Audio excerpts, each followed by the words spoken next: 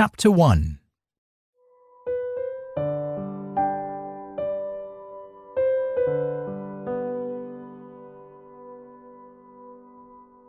Ricard Eliodum stood behind his plough, a low moan coming from his oxen as they stamped their feet.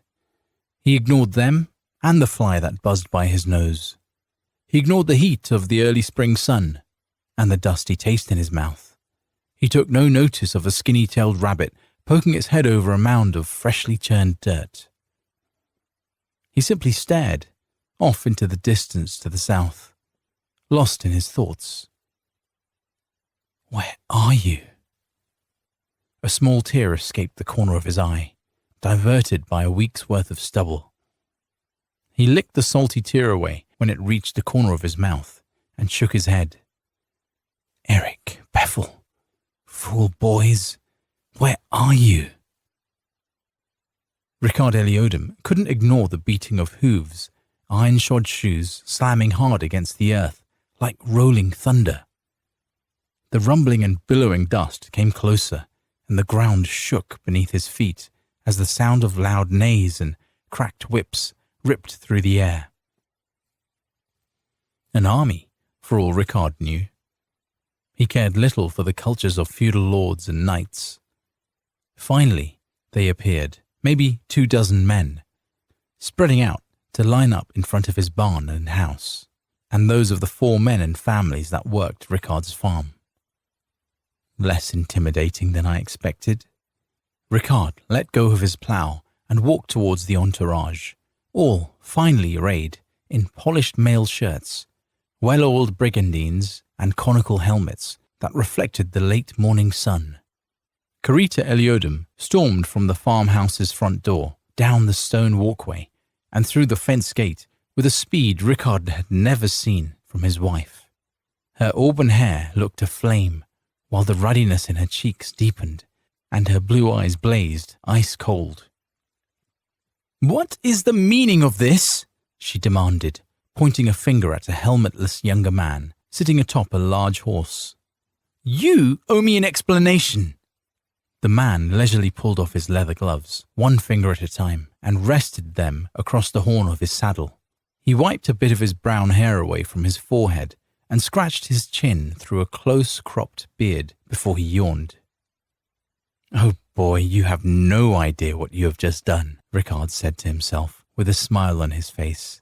"You have just unleashed a demon that will give you a tongue-lashing, making you wish she had taken a switch to your behind." "Now see here!"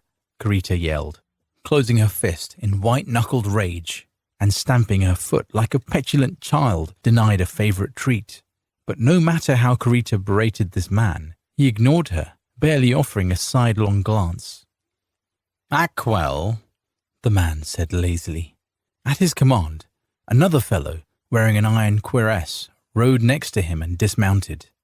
He put his hand up to Carita, and when she pushed it aside and continued her protests, he grabbed her around the torso, pinned both her arms to her body, and walked her towards the gate of her house. Ricard immediately sprinted to his wife, his smile gone. "What do you think you're doing?" Ricard shouted. Reaching his wife, he pushed the man away from her. "You maggot-infested dung heap!" Within the flicker of a sheep's tail, 10 horses surrounded Ricard and Carita. Lances gleamed in the sun, poised at head level. Instinctively, Ricard moved in front of his wife. "Burn you to flames and fire, you motherless sons of goats!" "Ricard!" Carita scolded. "Your language is so foul!" He couldn't help but smile. Even with steel in her face, she worried herself about her husband's language. The brown-haired man put a hand up, and the lances lifted. "What is this about?" Ricard spat. The man leaned forward in his saddle. "Do you not see the standard on the flags? The symbol on my palfrey's barding?" He pointed to one of the flags that flickered from the end of a lance. It was blue, with a red 4-pointed star in the middle. "I don't owe you an explanation," he added, as he sat back in his saddle and picked at a fingernail. "I've no idea what that symbol means," Ricard Eliodum said, "and I don't care." "Well, you should, since I, Count Algier, will soon be your lord, and you will farm this land for me. Hence, you have your explanation." "What?" Carita gasped. "Don't think so," Ricard argued, shaking his head. This has been my land, my family's land for over 200 years. We farmed it as free men, just like everyone else that lives in these parts. And as for Lord, I've got but one Lord, and you aren't it." "My dear farmer Eliodum," the man spoke with a softened, eloquent voice, "please, do not make this harder than it already is." "I'm not trying to make it hard," Ricard replied, trying hard to keep his temper and his voice even. "In fact, it's quite easy. This is my land. You leave." "I leave?" Count Algiers said with a wry smile. "Or what?" Ricard Eliodum looked around. Him versus all those men with their lances ready. "Just get off my land," Ricard finally said. "As I thought." Count Algiers snorted and leaned forward in his saddle again. "This is no longer your land. You will work this land for me. You will do as you are told. You will be a good subject, or I can find another use for you and your wife." "Fool of a farmer." Algiers gave his seneschal a sidelong glance as he watched Ricard Eliodum's body swing from the wide bough of an oak tree that stood behind the farmhouse, or what was left of it. Flames shot high into the noon sky, and black smoke stained the clouds overhead, creating a feigned night over the farm. Aquel flinched and jerked back in his saddle when the main beam of the house broke and imploded, red glaring ash bursting from it before floating calmly to the ground. "The livestock, my lord?" Aquel asked. "Slaughter the old ones for the men and dogs," the count replied. "The meat will be too tough, to my liking. Give the strong ones to Jovek. Perhaps that might help persuade him to make a choice different from his neighbour."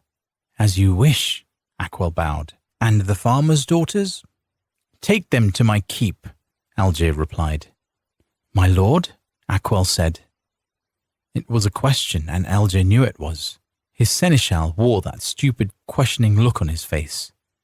"Do relax, Aquel," Algiers said with a smile.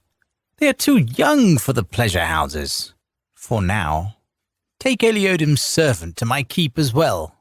"They are free men, my lord," Aquel replied. Count Algiers looked at his servant hard. "Not any longer." His words were as succinct as they were cold. Algiers rode to the bodies of Ricard Eliodum and his wife. Despite the distortion of a broken neck, Carita almost looked serene. "You could have been a pretty woman," Algiers said flatly, pushing her body so that it swung back and forth. "With a bit of paint on your face, perhaps. Shame." He pulled on the reins of his palfrey, turned the horse around, and slowly trotted towards the train of soldiers walking south towards his encampment.